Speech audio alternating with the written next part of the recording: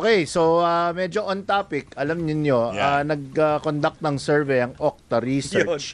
Ang fieldwork date nito mula December 3 hanggang December 11 last year, 2025. So medyo hindi pa masyadong mainit noon sa lagay na yon, ano? So sample size natin 1,200 adult Filipinos. Pag ganyan kasi, usually nationwide is anywhere from 1.2 to 1.8.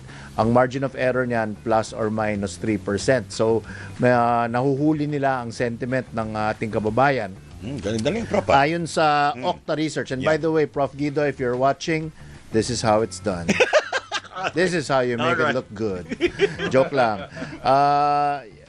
Overwhelming majority ng Pilipino, mga kababayan natin, merong distrust. Ano ba yung distrust?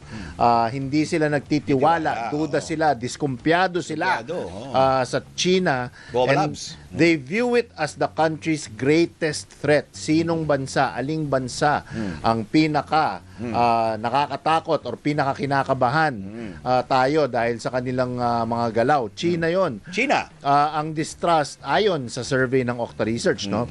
Ayon sa kanilang study, ang distrust or medyo hindi sila naniniwala.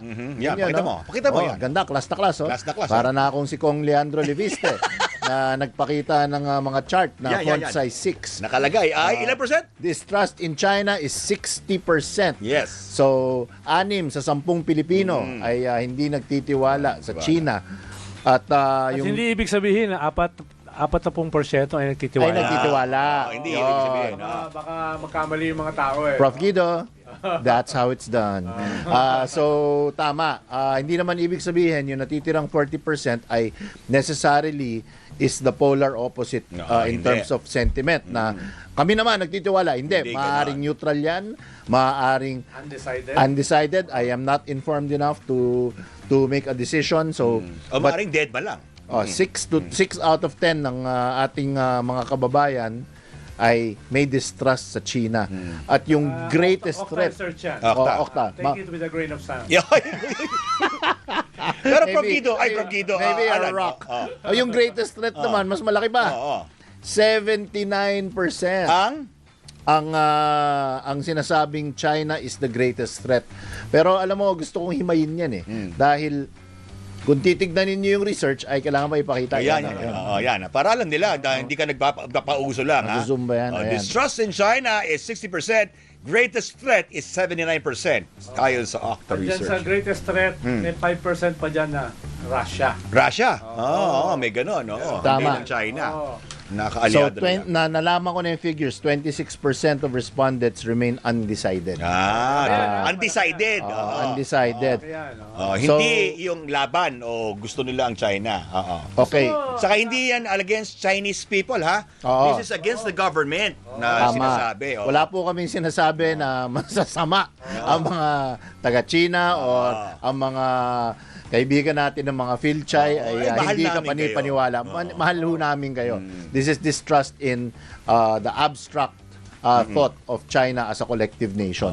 Kasi nangyayari nga ngayon, di ba, meron silang internal struggle. If you follow the news, international news, meron silang internal struggle ngayon at may purging na nangyayari daw sa mga nakapaligid kay Xi. High-ranking mga high-ranking.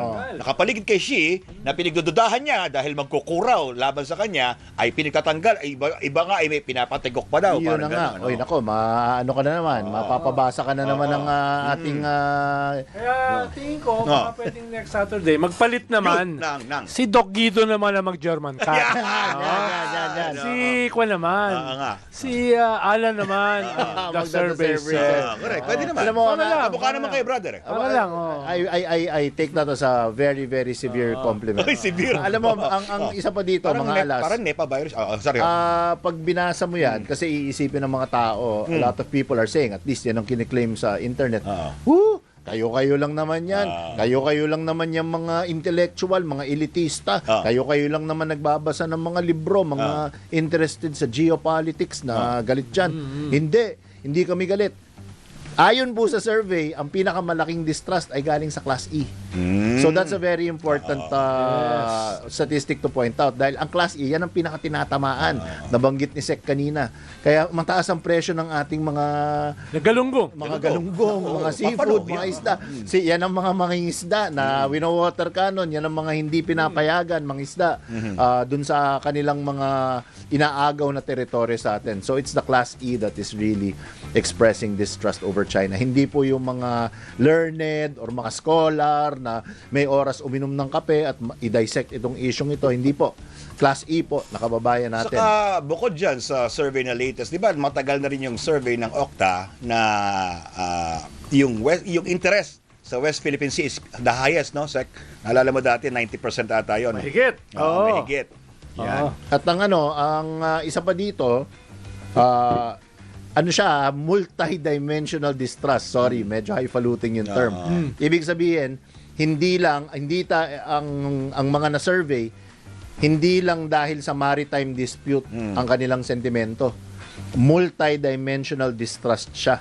So may mga ibang domestic concerns katulad ng influx of smuggled Chinese products. Pogos. Rise in crimes involving businesses like Pogo, competition from local jobs, naaagawan ng trabaho. So merong hindi lang yung dahil sa nagbabangayan tayo sa teritoryo sa ating West Philippine Sea. Napaka-ironic, no, na ngayong wala si Doc Guido, this is the most we've talked about a survey. Diba? Ganyan ka namin kamahal, Doc Guido. Kaya kung nasaan ka man, ay bumalik ka na rito dahil ganito ka namin namimiss eh. Parang hirap na hirap kaming wala ka.